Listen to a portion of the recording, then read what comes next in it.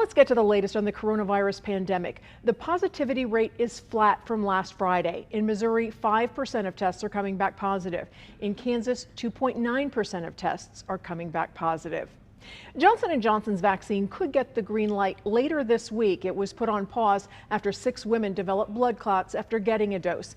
Doctors at the University of Kansas Health System say the pause proves that safety measures are working. They also say it's important to be able to offer a single-dose shot that doesn't require extreme refrigeration.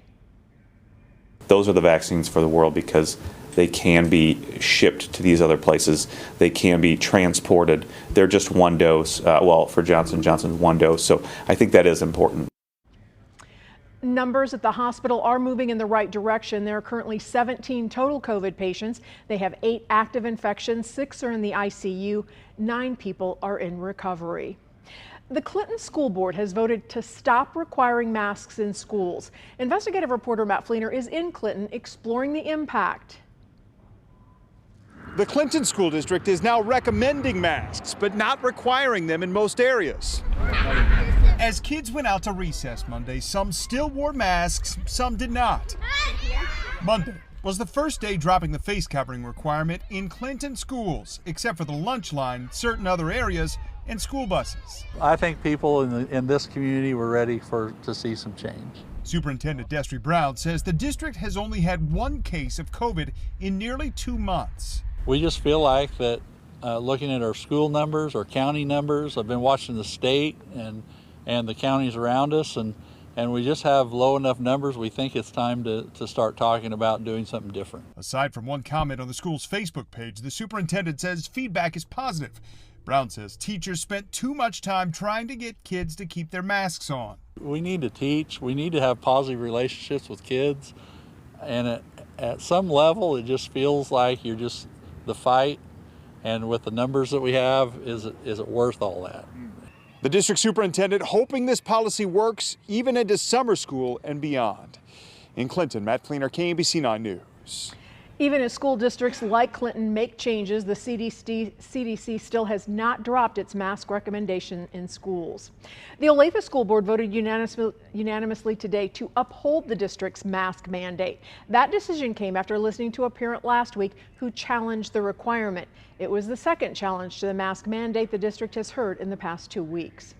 The Community Blood Center is declaring a blood emergency. We're a year into the pandemic, and the local blood supply has again dropped dangerously low. A blood drive underway at Starlight Theater is one effort to meet the demand, but the Blood Center is making a more desperate appeal to potential donors.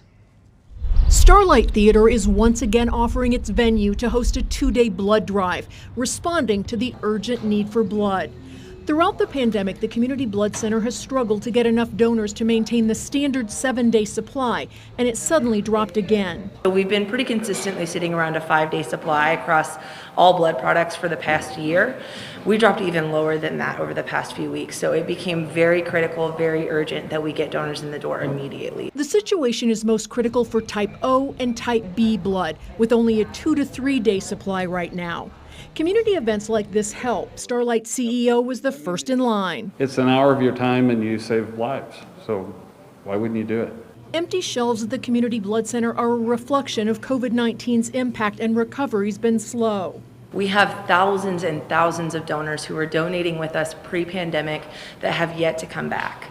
And while we understand their hesitation, we want those donors to know that we are doing our due diligence to make sure that these are safe and controlled locations for donors to come and make a donation. According to the CDC, the Pfizer, Moderna, and Johnson & Johnson vaccines do not interfere with blood donation, so there's no waiting period. Our blood supply really took a hit in the pandemic. We're hopeful that 2021 will be a year of healing for us and a year of regrowth for our blood supply. And that blood drive continues at Starlight tomorrow from 10 to 4. Appointments are encouraged, but they will take walk-ins. Go to savealifenow.org or call the Community Blood Center. And I do have all that information on my KMBC Facebook page as well. Volunteers at the Community Services League have been working overtime since the pandemic began. The nonprofit has provided 5 million meals to those in need. That's 4 times more than a typical year. Now it's allocating $10 million of federal relief funds to qualifying Jackson County residents. Food drives are helping them get the word out. I have gotten to see firsthand how many landlords, out of the kindness of their heart, have just let their tenants continue to live. They didn't want to put them out on the streets. They didn't want to evict them. So they've essentially let them run a tab, some for more than a year. So this money is also helping landlords who have really sacrificed as well. To volunteer, donate, or learn more about the programs, head to cslcares.org.